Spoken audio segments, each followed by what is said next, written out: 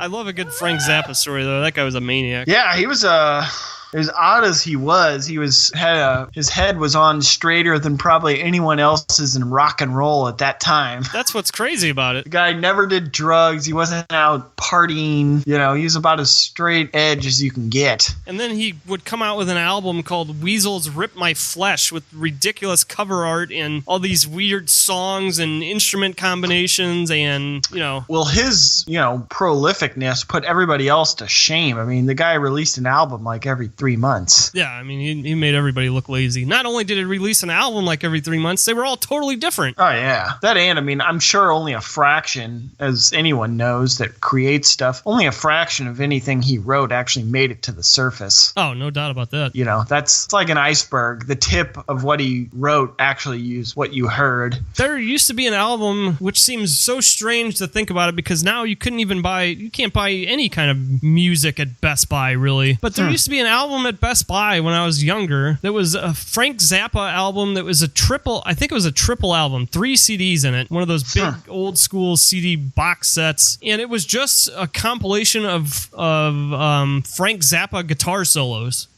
And I'm like, how much material must this guy have if you could put out a triple album that's just guitar solos and, that's probably a 1/1000th of the actual material. Yeah, that's he crazy. Wasn't even he's known as a composer, not as a guitar shredder, even though he did shred. That's true. Totally different style of guitar playing, not a refined, polished player. No, not at all.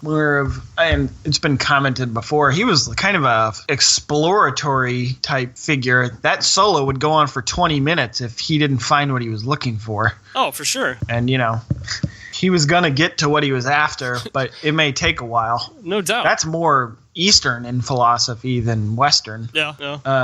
But apparently, Steve Vai, anybody that knows anything about this type of music would know who that is, so I won't bother saying. Apparently, he came over one time and Frank showed him some riff, and he's like, oh yeah, here's something I'm working on. He plays it. It is highly original and amazing. Mm-hmm. He's like, yeah, here, Steve, remember this. I want you to, I'll show this to you and just remember it and learn it. Mm-hmm. So he shows it to him, and apparently he shows up there like months later, and he's like, hey, remember that riff you showed me? Then he plays it. Zappa's like, no. And then he's like, okay, well, here, add this to it. And then he gives him another part. And then, a few months go by, and he's like, hey, remember those 2 things you showed me? He's like, no. And he's like, oh, okay, we'll add this to it. And, essentially what emerges is some really interesting musical, material that I guess lives somewhere in the Zappa vault, but it's not on any album. And it sounds like some of the more original type of thoughts that I've heard. That's crazy. Yeah, this is just, not even worth writing down, Yeah, good old Zappa. But anyhow, well, yeah, he was never a very popular figure, though. No. Somebody like that on the edge, there's a certain cap on the public's willingness to embrace you. I mean, his stuff's out there, but it is interesting. And I was actually encountering this the other night. I was watching some footage of great conductors, Wilhelm Furtwängler and Weingartner, Kleiber, all these kind of golden age conductors. And I realized we've pretty much left we were talking about this before, where you get these incredible interpretations. People are taking risk. They're actually interpreting the music in an original and individual way. Mm-hmm. Selbadaki, Stokowski, every single one of these, Toscanini, all these guys had identities. And now everything is just vanilla bullshit. Yeah. I mean, you're going to get a great rendition. Yeah. But sure. That kind of strong identity of interpretation, I feel pretty strongly that it is gone. Yeah, I mean, it's definitely not as prominent as it used to be. No doubt about that. I mean, can you name any modern conductors that would bring that kind of personality to those works? It's hard to say. I mean, and we can't even say this is modern because this is 30 years ago now or whatever. But you think of a modern powerhouse conductor like a Rattle. Mm-hmm. And, back when he was in Birmingham, you could definitely say those things about him. He was doing, wild and, new interpretations of all kinds of stuff. That's what got him the job in Berlin and got him on the radar. Mm-hmm. But I think once you get into these powerhouse orchestras and there's so much money involved and boards of directors and, management and this and that, and, I think it kind of takes over to some extent. I mean, I have the highest respect for Rattle. He's incredible. Yeah. He's probably the greatest living conductor, I would say. Very well could be. But, as awesome as he is, I mean, you're going to get an incredible reading of the work, but his personality and his, it's less pronounced than somebody like Stokowski. Sure. That was just like, you're listening to Stokowski beyond all doubt. Sure. I don't know that you could say that with Rattle. Not now, but I think you could back in the day. And back when he was in Birmingham, he was also programming works that were not popular. There's a lot of new music. Yeah, and he was doing like Simonowski when like nobody was doing him. Nobody was doing that kind of stuff. And he was doing new recordings, with his orchestra of these obscure Simonowski pieces, and people when they came out were going crazy because they hadn't gotten anything like that maybe ever. Mm-hmm. And he was taking chances as far as the programming and all that kind of stuff goes. But again, once you get into Berlin, and there's I think there's certain things that you have to do being in an orchestra and a group with that kind of lineage and that kind of money behind it and all that kind of stuff. Yeah, I'm not a huge fan of conductors playing. They are head of like these huge cultural institutions, but I'm not a big fan of them like schmaltzing with public and fundraising, and that's not the best use of their time. Well, that's why I think the best and probably the most, I don't know about the best on a technical level, but probably the most daring and personal interpretations are coming from smaller orchestras with, conductors that have more control, that are less pulled in the ways of fundraising and all that kind of stuff. Like Vanska in Minnesota? Yeah, that's a good example when he was in Minnesota and just kind of, I think he's back there now. Is he? They didn't have a huge profile, at least when he got there.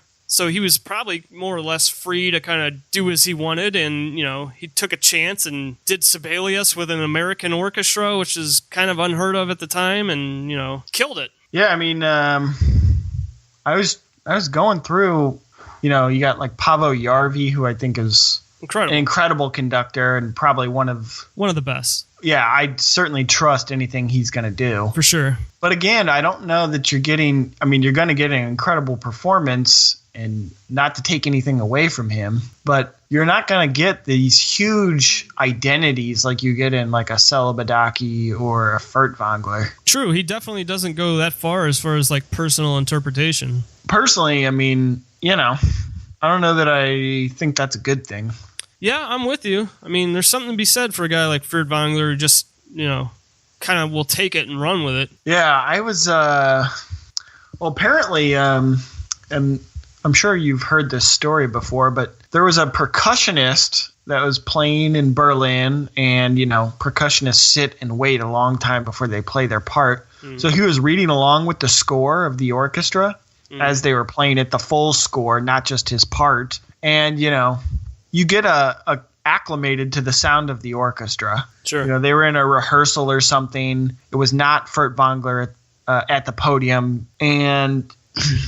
so he's listening along, reading with the score, and all of a sudden he hears like the whole orchestra's personality changes, becomes like way more intense and way more. He said it came on a higher level. Yeah. So Furtwängler had entered in up at the side door, up in the balcony somewhere. Yeah. And his presence. Yeah, somebody saw him, and, the percussionist, he looks at the podium, and he's like, okay, nothing going on there. And, he looks at his orchestra that he's playing with, and everybody's looking up at the balcony where Furtwängler's standing. Him just physically entering that room changed the sound of that orchestra. Yeah, it's crazy. So, I mean, and I've heard this with different personalities. They are so captivating and so strong and so authoritative that just their presence alone changes the sound. I totally believe it. And I mean, That's amazing to me. He didn't even do anything, you know. He's standing a few hundred feet away in a balcony in the shadows somewhere. Sure. And apparently that happened with, of course, his name's going to escape me. That happened with a conductor. He was not known to show any level of clarity whatsoever. Kind of threw the orchestra under the bus for in terms of precision. Klemperer. Oh, yeah. And they had to listen to one another and become like a big chamber orchestra because he wasn't going to show them anything. Sure. And apparently, his identity was, very unclear and not entirely helpful, but somehow he got what he wanted from the orchestra. Yeah. And I don't know how he did that, but sure. It's he might have gotten some good tips from Mahler. Well, yeah, I don't know. I don't know much about how Mahler. I know he was considered a fine conductor, but I don't know why. Yeah, I don't know either. There's as many different types of conductors as there are personalities. Some are very clear, precise, communicative. Some are not those things, and it's amazing that the wheels don't fall off, but. For sure. Somehow all these, great conductors all had great personalities and somehow could pull that sound out of an orchestra. Well, that's what definitely unifies the best of the best. Yeah, you can't be a subpar or uninteresting personality and be a great anything. No. Definitely not. There was I heard Klemperer say something to that effect. He's like, if you have never experienced ecstasy in your life, this overwhelming emotion. He's like, how are you going to conduct Tristan and Isolde from Wagner? He's like, you're not. Right.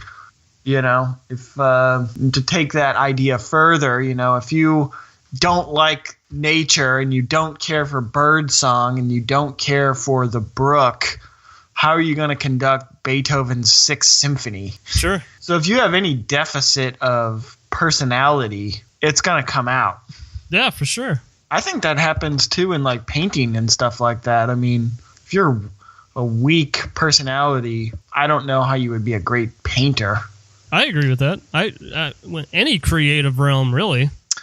And it's a very intangible thing. I mean, how can you say that this equates to this? I don't know, but you can. It has something to do with it. I don't think there's any doubt about that. I don't know that it can necessarily be articulated, but whatever the richness and the depth of your human experience and your personality is and somehow manifests itself internally in your art, and it cannot be taken out of. No doubt. And I don't think that's something that can be taught either. I mean, it's just there's an inborn quality, that X factor that some people just have and some people don't, I think. I don't know if it's an inborn quality. I mean, certainly certain individuals do get that, but I think it's the richness of your perception and how you live your life. Sure. If you're watching garbage dump theater and garbage dump theater.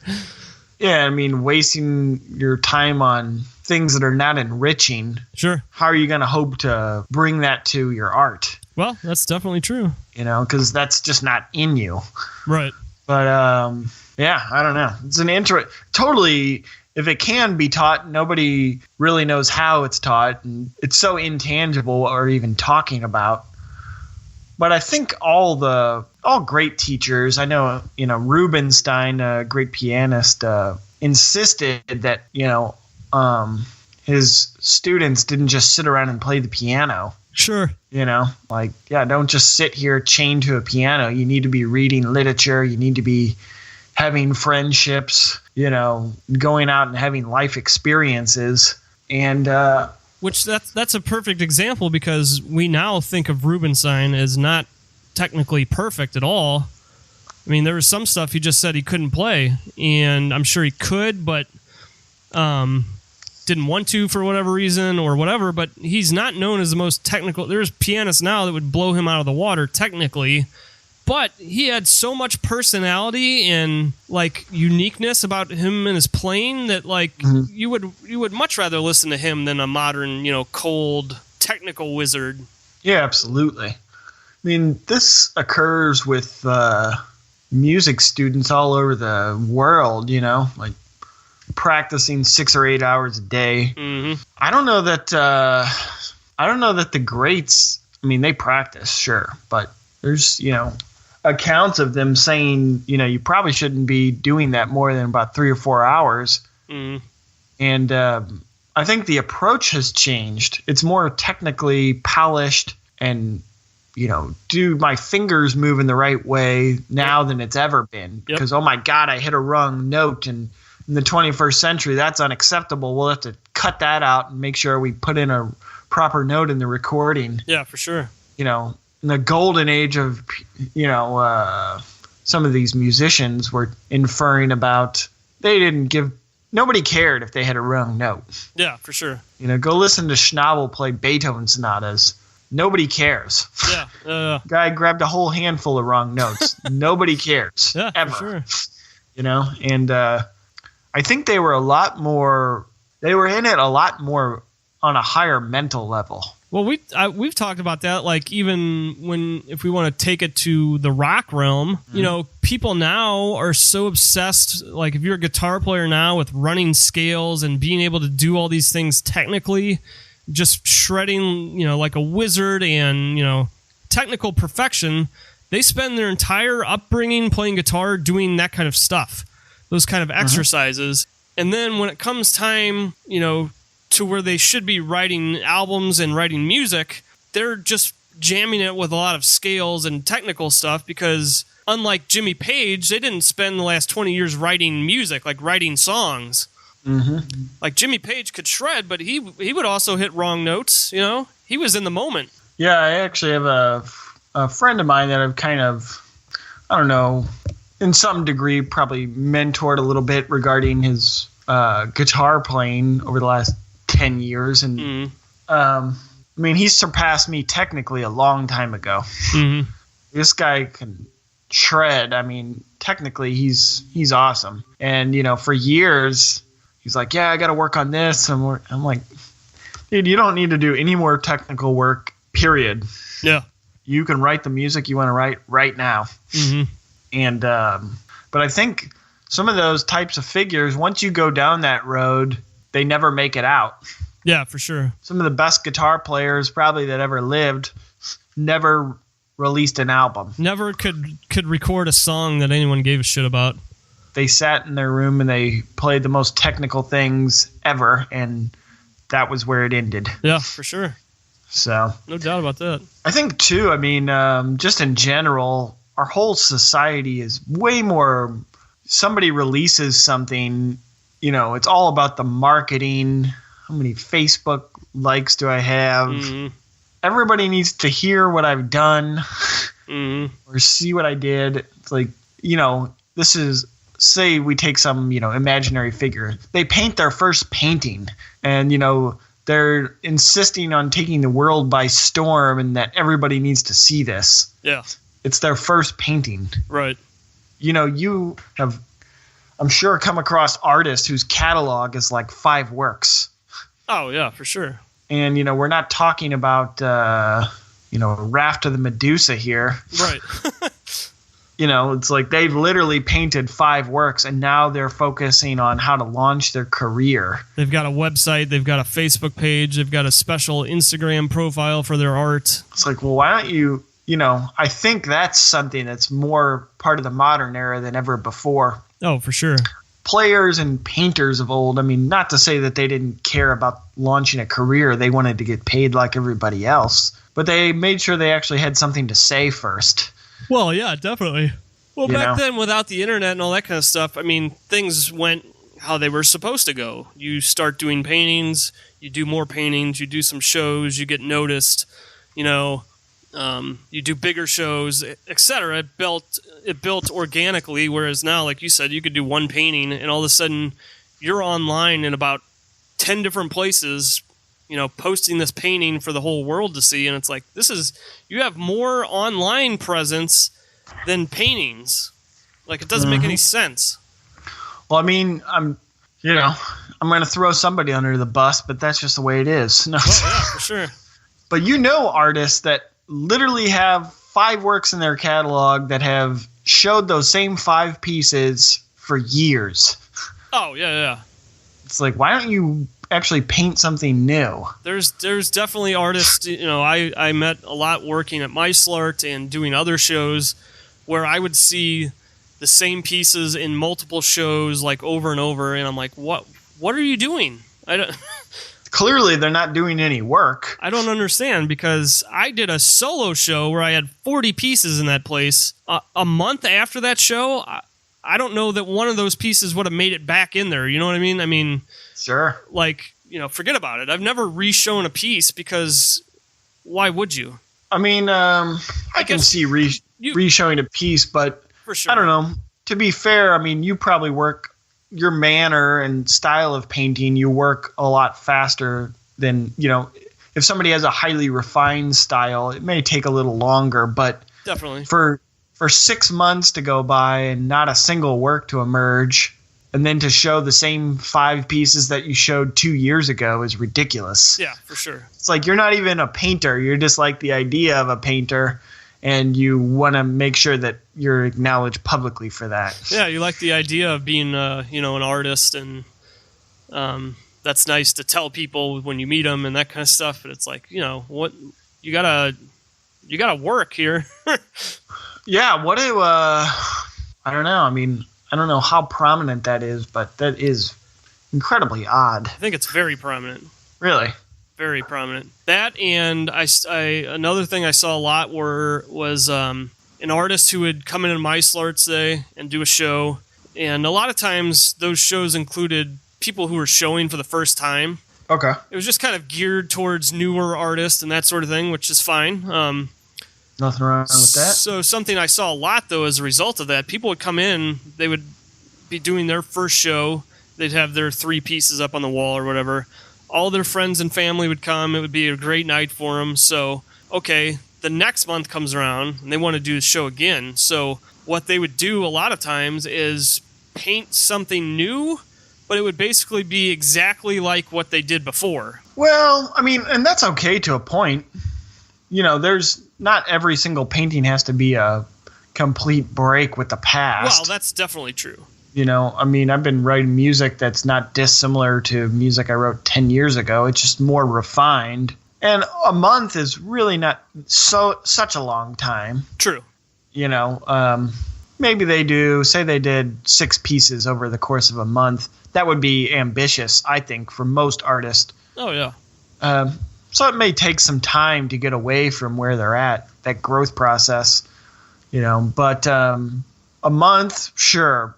If they're just kind of regurgitating the same thing 5 years later, then that's a problem. That's a problem for sure. What we talked about that before at some point. I know I read somewhere, or you read somewhere, somebody did a survey of a bunch of different professional artists and just asked them basically about their output. And we're talking about visual artists here. I don't recall reading that. I think this is something you must have been bring me to the table. Yeah. That it was a whole bunch, maybe like a couple thousand professional artists, and they asked them about their output, and it turns out the average, at least according to them, was that these artists were creating 1 work a week. On average 50 or so works a year. I think that's actually pretty respectable. I do too. I'd say one a week, depending on what kind of style you're painting in. I mean, that could be a very hefty amount of work. For sure. Yeah, that's true. I would say that's respectable. I can't say for certain. I mean, every artist is different, but, I'm just going to take a total shot in the dark here. Like a Cezanne painting. Yeah. He was known to paint incredibly slow. For sure. I mean, I really don't know how long it took him to complete a work, but I would bet it would be months. Oh, no doubt. Hundreds of hours. Well, yeah, that, and plus, working the way he did, he probably had a whole bunch of them going at the same time. And, so in addition to working very slowly, he kind of probably worked on them very piecemeal, Yeah, that could be. Which I don't know. I don't know if he did that or not. Yeah, I'm not positive. I would just have to imagine. I don't know. Most of those guys, since the majority of them worked wet and all that kind of stuff, were doing multiple pieces at the same time. Yeah, I mean, that would seem pretty natural. So they could keep working, you know? You don't want to. But I mean, yeah, somebody like I don't think it's probably unlikely that Van Gogh might have painted a single work in a day. Oh well, yeah, for sure. It's just his style that was possible. Yeah. For Manet, it probably was not. He for some period of time, I think it might have been right after he got out of the loony bin. For a few months, I think he averaged a piece every single day. Yeah, I think there's about. I'm going from memory here, but I think it's about 220 paintings that are all considered masterpieces that essentially are from, just the last few years of his life. Well, yeah, for sure. So, I mean, I think it was a painting every couple of days, yeah. Yeah, well, he only painted, the guy's got a pretty big output, and he only painted for like 10 years or something. Well, there's something in Art and Fear that I remember. There was like a painter or a it was a painter. And they were talking about running their gallery and, selling their works and stuff and UPS shipments and boxing things up. And then they figured by the time they finished all of that, they had like 4 days to paint out of the month. Yeah, I remember that. The hell? Yeah, what? I mean, the guy was making a living as an artist. So, okay, there's a lot of things associated with that. And, maybe he rather would have been painting, but something about that balance is a problem. Yeah, that's a big problem. For sure. Something would need to change in that dynamic. One could hardly imagine somebody like Matisse only painting 4 days out of the year. That would never I know happen. for a fact that did not happen. No, would never happen. And I would wonder if you're painting 4 days a month or something, as a result of all that other stuff, how the hell are you producing enough work to even be selling it on a regular basis and all that kind of crap? Yeah. How are you running to the UPS store and boxing things up and doing all that kind of stuff all month long if you're painting 4 days a month?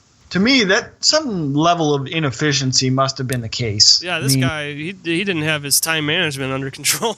Or hire it out, Hire some high school kid to come in on Wednesday afternoons and box your paintings up. Sure. Pay him $15 an hour and be done with it. Sure. Why? Yeah, that's just idiotic. Yeah, for sure. But I mean, I do remember reading that though. I definitely, I don't know. I've been writing and throwing away music for most of my life now. But I definitely recall hearing student works and things like that where, I mean, I can understand wanting to hear your music played and get that feedback loop going, but it always seems so odd to me the things that were clearly not ready to see the light of day being performed publicly. Yeah, for sure. It's like, okay, like I see what you're doing, and I mean, it's not trying to be a dick or anything, but it's pretty naive and at this point, and it's got a ways to go yet. Well, true, but there's also the when you're doing something creative and you finish something, if you have any level of pride in it, like the first thing you want to do really is show somebody else, hey, look what I did. I guess that's true. That's natural. I don't know that I necessarily feel that way. I mean, chances are, I don't finish enough things to know, but yeah, I'm a little cautious about putting things out there. Well, understandable, but I don't think you would want to finish a piece of music you were proud of, and if, say, you got a recording of it somehow, like, I don't think you would want to not put it out there, Well, that's the thing. I mean, there's really no reason to be too cautious because I can write this piece, have it performed, have it recorded, put it out there, and nobody's going to give a shit anyways. So no matter what, nobody's going to hear it. Well, that's really true. So have no fear I shouldn't have any fear of that. Sure. Everybody's competing for attention. The worst that could happen is people will continue to not care. Yeah. That's by far the most likely thing to occur. Yeah, for sure. So, which is fine. Yeah, sure. But anyhow, well, We've officially bottomed out. Dead air. Shall we? This podcast is over.